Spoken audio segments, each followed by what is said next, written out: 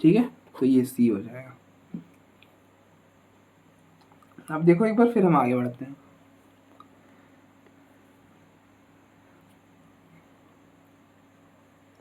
Next है question number 10. The probabilities of happening of the two events A and B are 0.25 and 0.50 respectively. If the probability of happening of A and B is together is 0.14, the probability that neither A not B happen is, ठीक है, easy है, कुछ भी नहीं है इस problem में,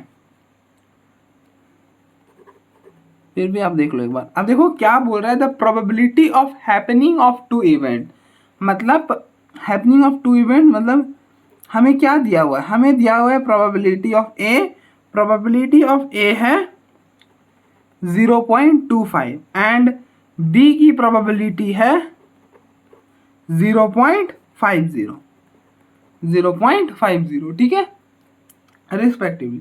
if the probability, और कुछ क्या दिया हुआ है, if the probability of happening of A and be together, मतलब दोनों साथ में हो रहे हैं, मतलब इंटरसेक्शन, ठीक है, क्योंकि ए एंड बी और दोनों साथ में हो रहे हैं ना, तो दोनों साथ में मतलब कॉमन, ठीक है।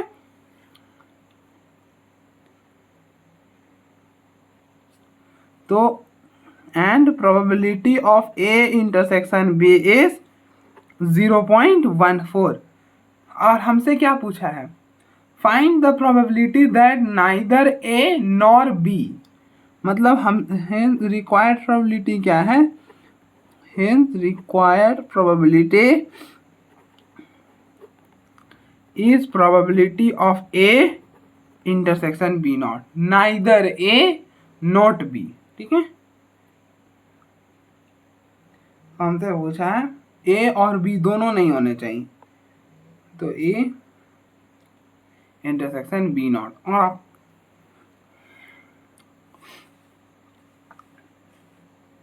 और by De Morgan's law A complement intersection B complement क्या होता है, ए यूनियन बी का whole complement.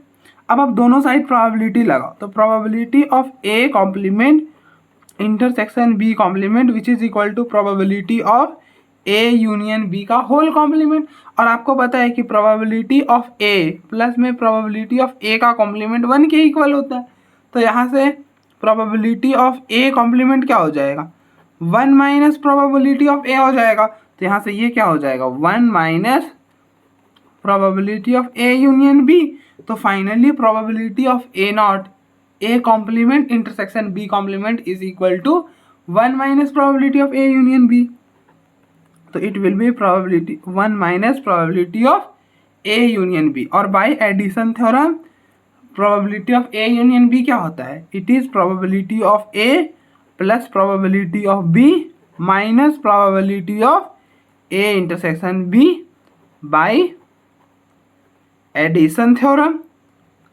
1 minus probability of A, probability of A मतलब 0.25, प्रोबेबिलिटी ऑफ बी मतलब 0.50, और probability of A intersection B मतलब 0.14, तो इट विल बी 1 माइनस, अब देखो ये हो जाएगा 0.25 प्लस में 0.50, 0.75, 0.75 में आप माइनस करोगे 0.14, ठीक है, 0.75 में माइनस करोगे 0.14, तो इट विल बी 0.61, तो ये हो जाएगा 0.61, और 1 में से जब आप 0.61 माइनस करोगे तो इट विल बी 0.39, हाँ यही तो होगा ना, हाँ ठीक है, तो आप देख लो कौन सा ऑप्शन होगा, इट विल बी ए, ये हो जाएगा। तो आप देखो खुद ही क्या ही है इन सारे प्रॉब्लम में, देखो मैथ में एक्सप्लेन ना भी करो फिर भी आप कर लोगे, ठीक है। तो आज देखो एक बार, फिर हम फर्दर प्रोसीड करते हैं। मीनवाइल हमारा टारगेट है हम 1-2 दिन में ये कंप्लीट कर लेंगे, फिर नेक्स्ट देखते हैं क्या कर सकते हैं।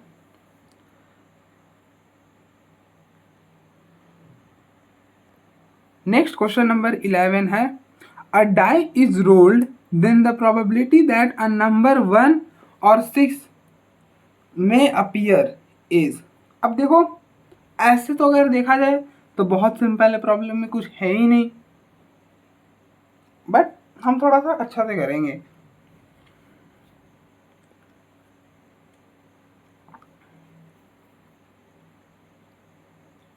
अ डाई इज रोल्ड, अगर डाई लेट अस टेक कि दिस इज अ डाई, ठीक है, जब हमने इसको घुमा रोल्ड करा तो क्या चीज़ आने के चांसेस हैं? या तो 1 आ सकता है, या तो 2 आ सकता है, या तो 3, या तो 4, या तो 5, या तो 6, यही 6 आने की पॉसिबिलिटी है, इसके तो अलावा कोई पॉसिबिलिटीज नहीं है। तो ये कह रहा है कि आप प्रोबेबिलिटी बताओ कि जब हम डाई को रोल करें तो उस मतलब 1 और 6 आने की प्रोबेबिलिटी क्या होगी। तो 1 एक बार आता है, 6 भी एक बार, तो 1 और 1 2 हो गए और टोटल 6 है, तो 2/6 मतलब प्रोबेबिलिटी 1/3। ये लो हो गया। अब चाहो तो ऐसे कर लो, या फिर जैसे आपको ठीक लगे आप एडिशन थ्योरम लगा लो। हम एडिशन थ्योरम से एक बार कर देते हैं, ठीक है, एक बार अच्छे से लिखो, मतलब अंग्रेजी लिख लेते हैं, क्योंकि अगर MCQ आएगा तो आप तो ऐसे ही कर लोगे। तो in a random throw of a die the sample space is given as follows। Sample space कैसा दिखेगा? 1 2 3 4 5 6, that is number of elements in S is 6। मतलब सैंपल स्पेस में कितने एलिमेंट? 6 हो गए। तो in a random throw of a die the sample space is given as follows. अब हमको एडिशन, अब देखो बीच में और है तो यहाँ पे क्या लगेगा? Addition theorem. एडिशन थ्योरम लगाने के लिए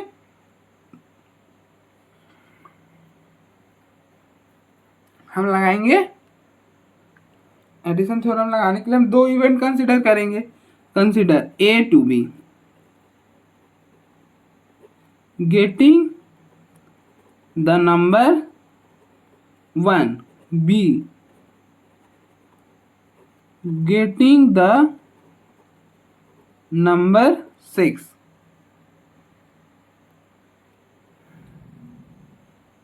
तो रिक्वायर्ड प्रोबेबिलिटी क्या हो जाएगा? Hence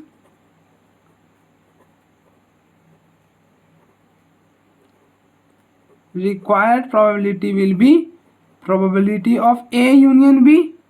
A die is rolled, then the probability that a number 1 or a 6, मतलब नंबर 1 मतलब A और मतलब यूनियन अ नंबर 6 मतलब B। और by addition theorem probability of A union B क्या होता है?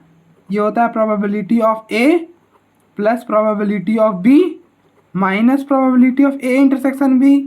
Bye which theorem? By addition theorem. अच्छा, नाउ प्रोबेबिलिटी ऑफ ए क्या हो जाएगा? Getting a number 1। 1 कितनी बार आता है? एक बार, एक, और टोटल प्रोबेबिलिटी है मतलब number of elements in sample space 6, तो 1/6। इसी तरह से प्रोबेबिलिटी ऑफ बी 6 कितनी बार आ सकता है? एक बार, और टोटल नंबर है 6, तो प्रोबेबिलिटी हो गया 1/6। इसी तरह से probability of A intersection B मतलब 1 and 6 जो साथ में तो कभी आ ही नहीं सकते, ये तो पॉसिबल ही नहीं है, मतलब probability of A intersection B क्या हो गया? 0। इन सारे की वैल्यू यहाँ पे सब्स्टिट्यूट कर दो, you will get the required result. तो ये हो जाएगा 1/6 माइनस 0, ये हो गया 2/6। तो प्रोबेबिलिटी हो गई 1/3, जो कि हमने पहले ही बता दिया है। तो आप देख लो एक बार, फिर हम फर्दर प्रोसीड करते हैं।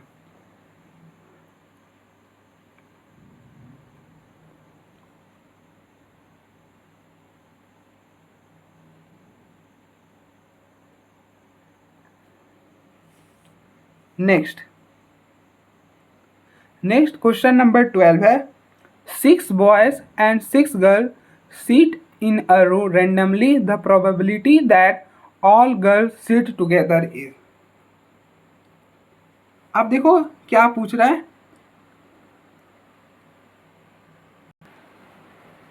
ठीक है। तो अब देखो मतलब कि 6 बॉयज, ठीक है,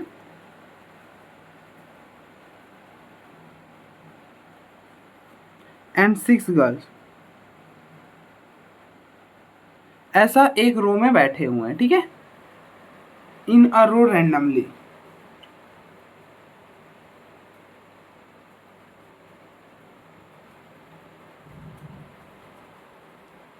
कि किसी भी वे में बैठे हुए हैं, ऐसा कोई फिक्स नहीं है कि कोई एक ऐसा एक बॉय एक गर्ल है, ऐसा कुछ नहीं है, ठीक है, रैंडमली बैठे हुए हैं।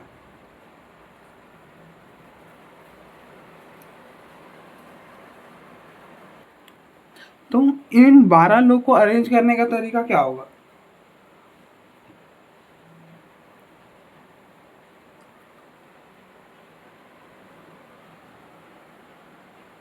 ट्वेल्व फैक्टोरियल, ठीक है। तो वही हम एक बार लिख देते हैं कि नंबर ऑफ वेज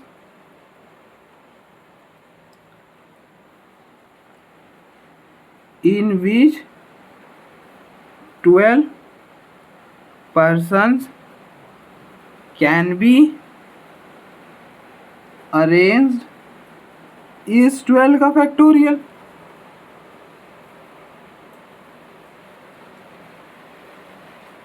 अब हमें प्रोबेबिलिटी क्या फाइंड करनी है कि सारे गर्ल्स एक साथ आए, ठीक है।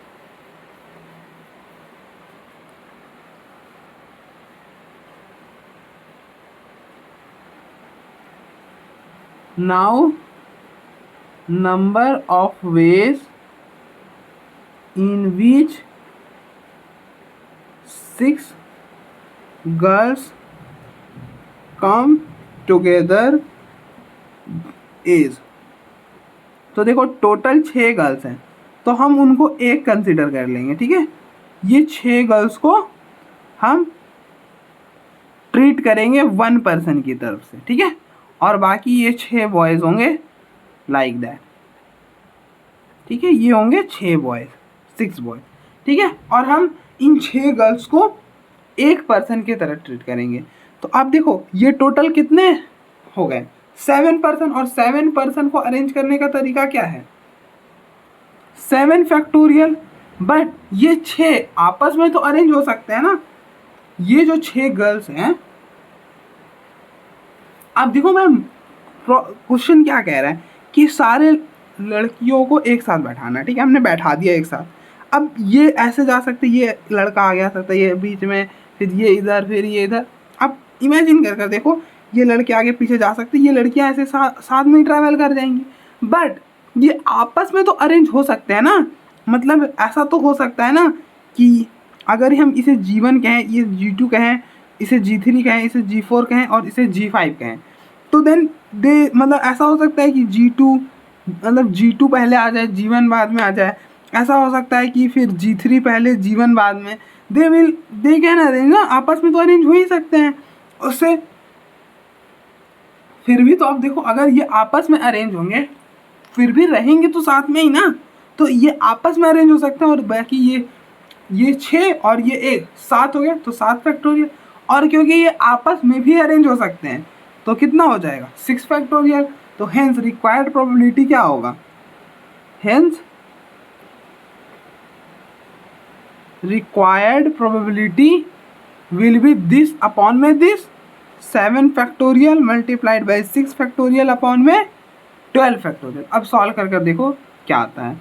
तो ये और ये कैंसिल हो जाएगा, तो 6 फैक्टोरियल अपॉन में मतलब 6 5 4 3 2 1, और यहाँ पे बचेगा 12 11 10 9 एंड 8। देखो 12 ये हो गया, ये हो गया,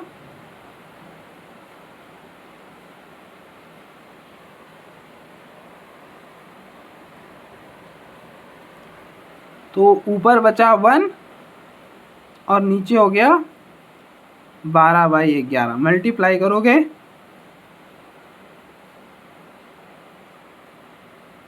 132, ऑप्शन डी हो जाएगा। ऑप्शन डी हो जाएगा। ठीक है, तो आप देख लो एक बार, फिर हम फर्दर प्रोसीड करते हैं। आई होप समझ आया होगा कैसे करा हमने। कुछ नहीं करा है। देखो ये 12% से 12 चीज़ों को अरेंज करने का तरीका क्या होता है। अगर हम n चीज़ों को अरेंज करना चाहते हैं तो क्या वे होता है n चीज़ों को अरेंज करने का, n फैक्टोरियल। ठीक है, अब ये कह रहा था कि सारे गर्ल्स को साथ में रखना है, तो हमने गर्ल्स को साथ में रख दिया, उसको एक ही मान लिया। ठीक है, उनको साथ में रख कर उनको एक ही मान लिया। ठीक है, तो ये हो गया 1 और बाकी 6, तो 1 ये और ये हो गया 6। अब इनको अरेंज करने का तरीका 7 फैक्टोरियल। बट गर्ल्स तो आपस में अरेंज हो सकते थे ना, तो वो अरेंज होते तो कितनी फैक्टोरियल से अरेंज होते, 6 फैक्टोरियल से, क्योंकि ये भी अरेंज हो रहा है और ये भी अरेंज हो रहा है। हमने कहीं पे भी और की बात नहीं करी है, नहीं करी है ना, इस बात का ध्यान रखते, कहीं पे भी और की बात करी नहीं है। तो भाई principle of multiplication, it will multiply. ठीक है, तो वो क्या हो जाएंगे, दे विल मल्टीप्लाई। तो ये हो गया 7 factorial multiplied by 6 factorial. Required probability this number of ways in 6 girls comes together this upon में टोटल, कि वो 12 कितने वेज में अरेंज हो सकते थे। ठीक है, तो बस यही करा है, आप देख लो। नेक्स्ट क्वेश्चन नंबर 13 है, the probabilities of 3 mutually exclusive events A B and C are given by 2/3, 1/4, 1/6 respectively. The statement is true या for false, nothing can be said and none of these. अब देखो जो events हैं A B सी, जो events हैं A B C, they are mutually exclusive. Mutually exclusive कहने का मतलब ए इंटरसेक्शन बी फाई है, मतलब they are pairwise disjoint. अगर ए इंटरसेक्शन बी फाई है, बी इंटरसेक्शन सी फाई है, ए इंटरसेक्शन सी फाई है, A intersection B intersection C भी फाई है, this can be implies by above. ठीक है,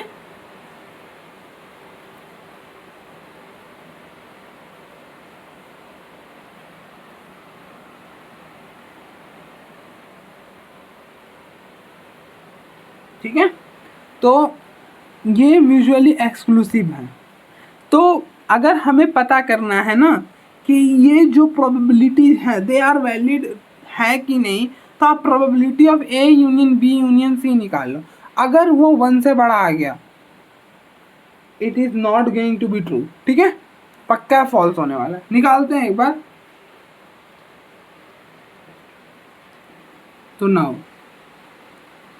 probability of A union B union C, तो by addition theorem probability of A union B union C क्या होता है, it is probability of A plus probability of B plus probability of C minus probability of A intersection B minus probability of B intersection C minus probability of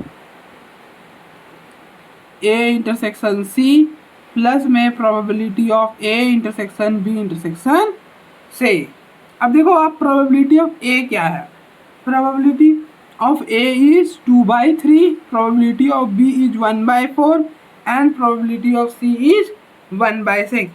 और ये सारे zero होंगे क्योंकि इन ये जो सेट्स है वो नल सेट है। नल सेट की कार्डिनैलिटी जीरो होती है, कार्डिनैलिटी जीरो होने की वजह से उनकी प्रोबेबिलिटी भी जीरो ही होगी, इसलिए they are going to be, they are zero. ठीक है, अगर अब हम एलसीएम लेंगे तो व्हाट विल हैपन, एलसीएम आप लो, LCM will be 6, sorry I think it will be 12 ना, देख लेना है एक बार, शायद 12 ही होगा। 3 को डिवाइड करोगे 4, 4 ऊपर मल्टीप्लाई करा 8, फिर इसको इससे डिवाइड करा 3, फिर 2, तो ये हो गया 13/12 which is 1 point something which is greater than 1 के इक्वल आता, we can say that it is true. चलो सैंपल स्पेस के बराबर हो गया होगा event, but it is greater than 1 तो पक्का ये फॉल्स है। ठीक है, पक्का हम कह सकते हैं कि इट इज फॉल्स। 1 से आपको भी पता है कि किसी भी चीज़ की प्रोबेबिलिटी कभी 1 से बड़ी होती ही नहीं है, चाहे वो यूनियन हो चाहे कुछ भी हो, उसकी प्रोबेबिलिटी 1 से बड़ी थोड़ी ना होगी, तो इसलिए ये 1 से बड़ी कभी नहीं हो सकती।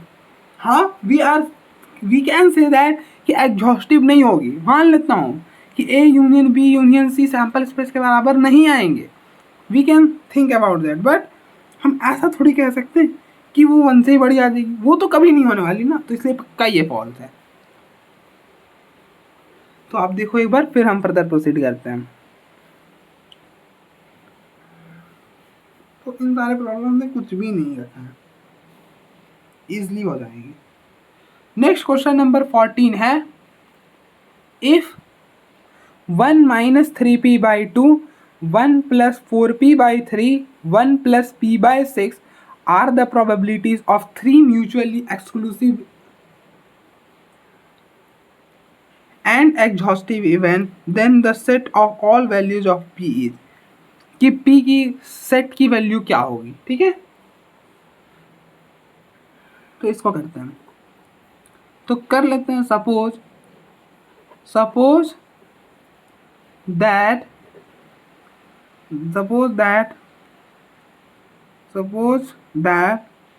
events A, B and C has the probabilities 1 minus 3p by 2, 1 plus 4p by 3 and 1 plus p by 6 respectively, as they are mutually exclusive. So probability of A intersection B is 0, probability of B intersection C is 0, probability of A intersection C is 0, probability of A intersection B intersection C is 0. Also they are exhaustive का मतलब उनका union sample space के बराबर हो, मतलब A union B union C will be equal to sample space. दोनों side probability लगाएंगे तो प्रोबेबिलिटी ऑफ ए यूनियन, क्योंकि दिया हुआ है तो कुछ यूज के लिए दिया हुआ ना, तो दोनों साइड प्रोबेबिलिटी लगा देते हैं। और हमें पता है सैंपल स्पेस की प्रोबेबिलिटी क्या होती है, 1 के इक्वल होती है, तो it will be probability of A union B union C which is equal to 1। और आपको पता है probability of A union B union C क्या होता है, by addition theorem it is probability of A plus probability of B plus probability of C minus probability of A intersection B minus probability of B intersection C minus probability of A intersection C plus में विच is equal to 1।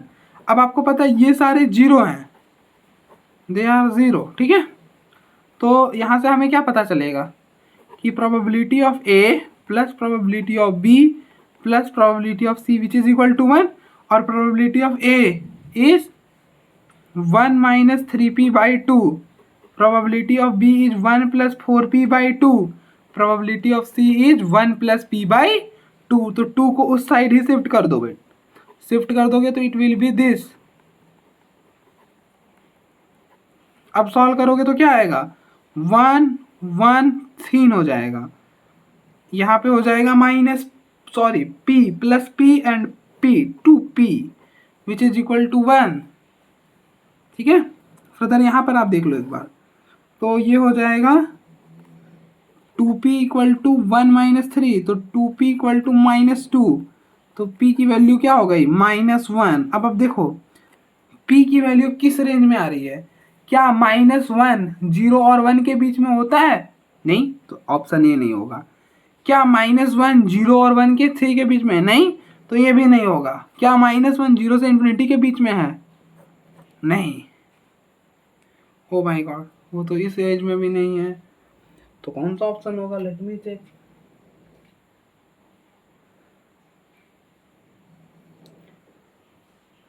-1/4।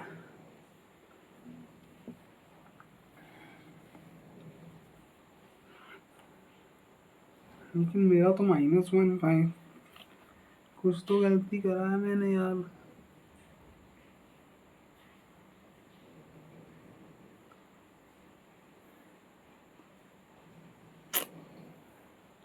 कर दी ना बकचोदी मैंने।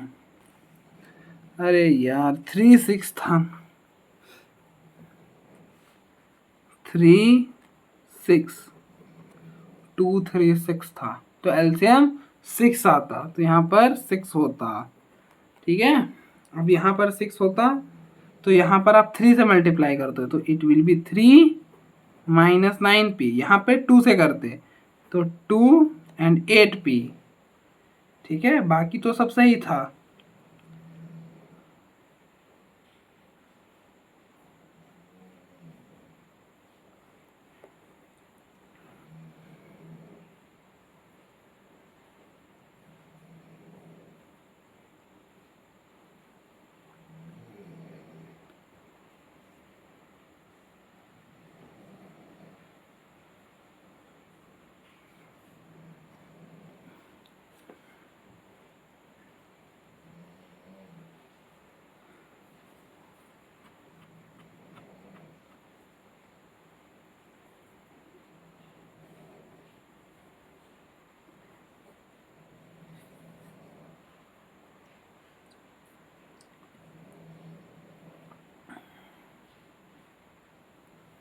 तो ये problem में क्या दिक्कत हो रही है?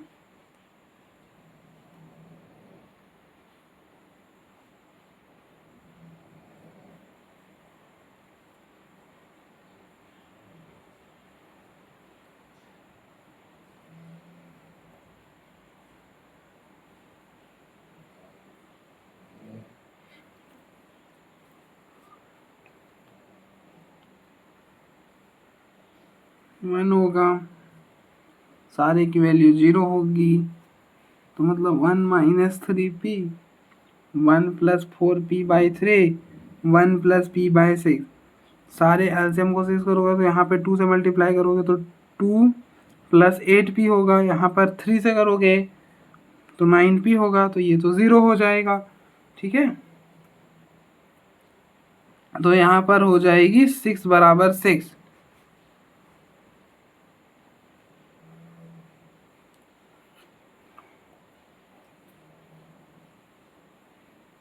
मतलब p की हर वैल्यू यहाँ पे पॉसिबल है, मतलब p फिर तो कोई भी रियल नंबर हो सकता है, क्योंकि आप देखो ना 6 = 6 आ रहा है ना। अब आप जैसे देखो यहाँ पर,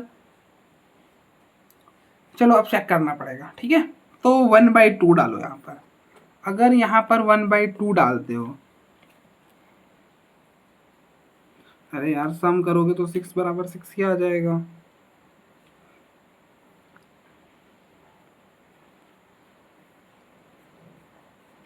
कभी भी करोगे यार, तो यहाँ पे तो p की कोई भी वैल्यू हो सकती है।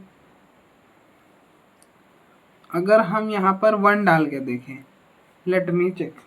अगर 1/2 डालते हैं तो 1 -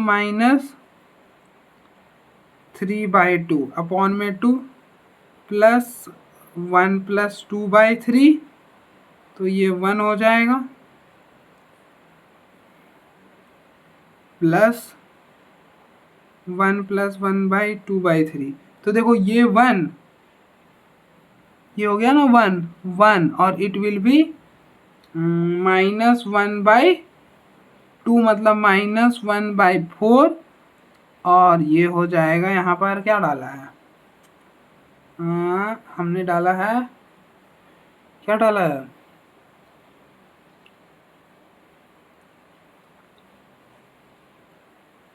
अरे यार क्या डाला था, 1/2 डाला था ना।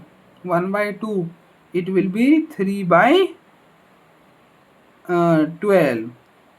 देख लो बेटा, 1 के बराबर नहीं आ रहा है, मतलब ये वाला पॉइंट नहीं होगा। इसी तरह से 1/2, ठीक है, यहाँ से भी आपको पॉइंट लेना, जो डालोगे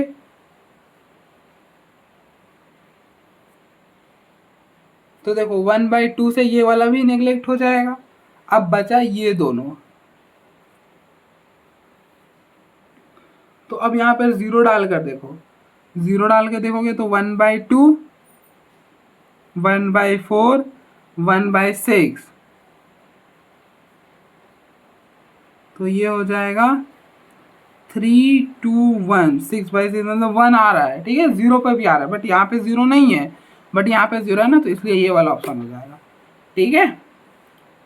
क्योंकि ऐसे तो 6 आ रहा था, तो ये डोंट प्रेडिक्ट कि पी क्या होने वाला है। आई होप समझ आया होगा, ठीक है। तो आप देख लो, फिर हम फर्दर प्रोसीड करते हैं।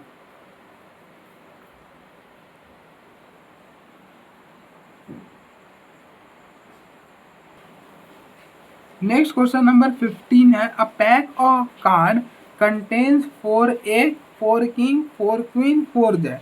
2 cards are drawn at a random. The probability that at least one of them is an egg. ठीक है।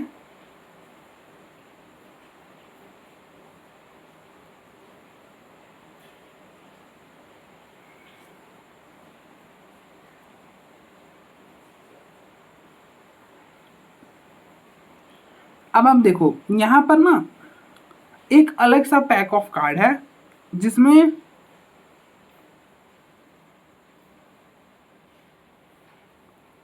4 एक, 4 किंग, 4 क्वीन और 4 जैक है, मतलब जितने भी फेस वाले टाइप के कार्ड होते हैं वो सारे हैं, ठीक है। 2 कार्ड्स ड्रॉ कर रहे हैं, ठीक है, 2 कार्ड्स ड्रॉ कर रहे हैं, बताना है प्रोबेबिलिटी की at least one of them is an, ठीक है। तो नंबर ऑफ वेज, पहले टोटल पैक में कितने कार्ड है, 16 कार्ड है, 16 में से 2 ड्रॉ करो, तो number of ways in which 2 cards can be drawn from 16 card is 16C2, और ये क्या हो जाएगा, ये हो जाएगा 16 15/2, तो ये हो जाएगा 15 metre multiplied by 8. Now consider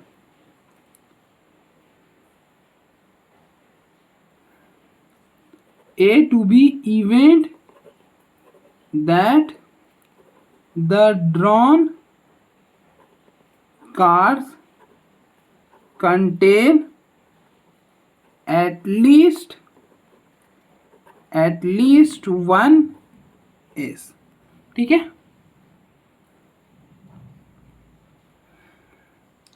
तो hence required probability will be probability of A, ठीक है। अब at least one is, ठीक है, तो ये किसके इक्वल होगा, या तो प्रोबेबिलिटीज ऑफ 1s प्लस में प्रोबेबिलिटी ऑफ 2s, क्योंकि ऐसा भी तो हो सकता है ना कि या तो एक s निकले एटलीस्ट वन, मतलब या तो एक भी निकल सकता है, 2 भी निकल सकता है, नहीं पता, या आ गया मतलब और आ गया मतलब प्लस, तो ये अब टोटल एस कितने हैं, 4, 4 में से एक निकाल रहे हो, और बचे हुए 12, 12 में से एक निकालोगे, और ओवरऑल 15 मल्टीप्लाइड बाई 8. इसी तरह से 2s, 4 में से 2 निकाल दिए, तो अब और नीचे 15 मल्टीप्लाइड बाई 8 सॉल्व कर लो, तो 4 multiplied by 12 plus 4C2 solve करोगे 6 आएगा, 2 से कैंसिल करोगे 24, 27, 3 से कैंसिल करोगे 9/20, 9/20, ठीक है। देख लो आप एक बार,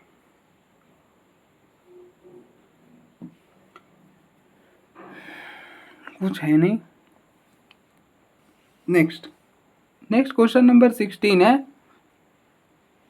इन 3 dice are thrown simultaneously, then the probability of getting a score of 5. तो 3 डाइस थ्रो कर रहे हो, तो सैंपल स्पेस क्या होगा, 3 डाइस थ्रो करने पर सैंपल स्पेस क्या बनेगा,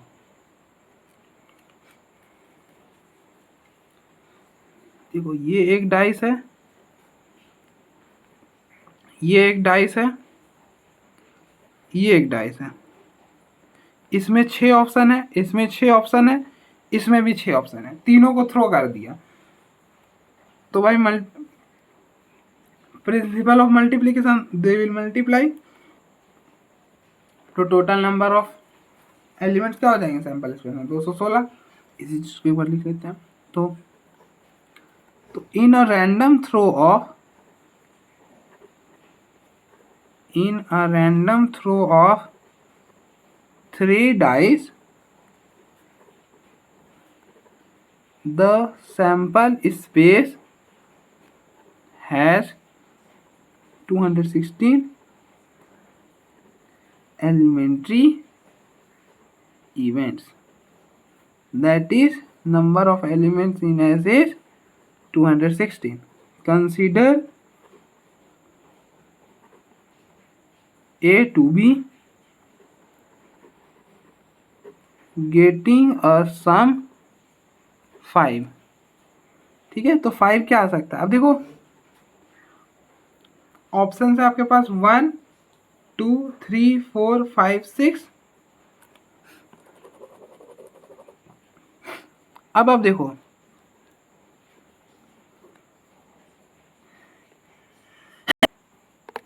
5 जो है वो ऐसे ही बनेगा, 2 2 और 1। इसके अलावा तो और कोई कॉम्बिनेशन आप बना नहीं सकते, क्योंकि अगर 1 रखोगे तो 1 1 1 तो 3 बन जाएगा, अगर एक जगह 2 रखोगे तो 1 1 2 4 बन जाएगा। अब आप देखो 5 बनाने का सिर्फ यही एक तरीका हो सकता है, बाकी और कोई तरीका नहीं हो सकता, क्योंकि अगर आपने एक जगह 3 रख दिया क्या होगा? 1 2 3 6 हो जाएगा। ठीक है, अब आप देखो तो इससे कितने बनेंगे? 2 2 1 2 1 2 1 2 2, यही 3 बनेंगे। तो हेंस रिक्वायर्ड प्रोबेबिलिटी क्या हो जाएगा?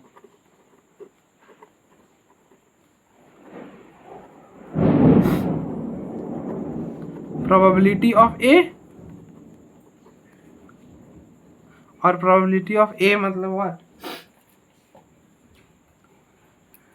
नंबर ऑफ एलिमेंट्स इन ए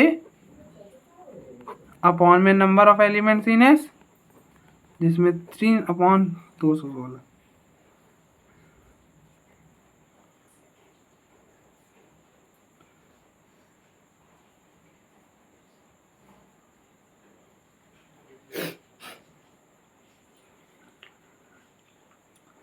और इसी से 5 कैसे बन सकते हैं? 1 1 3, हाँ अरे 1 1 3 से भी तो 5 बन सकते हैं। 1 1 3, तो 1 1 3 3 3 1 और 3 1 3, ये भी ऑप्शन है। तो 8 और 3 हो गया तो 6, कैंसिल करोगे तो 1/36, तो प्रोबेबिलिटी हो जाएगी 1/36। ऑप्शन सी हो जाएगा। हम देख लो एक बार, फिर हम फर्दर प्रोसीड करेंगे। Now we will find out. देख 1 1 और 3, ठीक है 5 बन गया।